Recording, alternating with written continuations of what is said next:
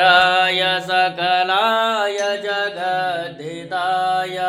नागाननाय श्रुतियज्ञविभूषिताय गौरीसुताय गणनाथ नमो नमस्ते त्वं वैष्णवी शक्तिरनन्तवीर्या विश्वस्य बीजं परमासि माया सम्मोहितं देवि समस्तमेतत् त्वं वै प्रसन्ना भुवि मुक्तिहेतुः नमो नमस्ते स्फटिकप्रभाय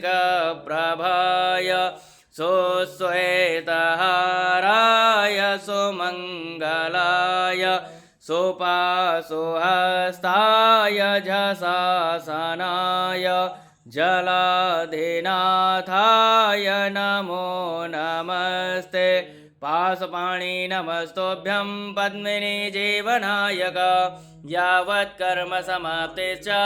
तावत् त्वं स्वस्थिरो भव गणेशपूजने कर्म यन्न्यूनमधिकं कृतं तेन सर्वेण सर्वात्मा प्रसन्नो भव सर्वदा।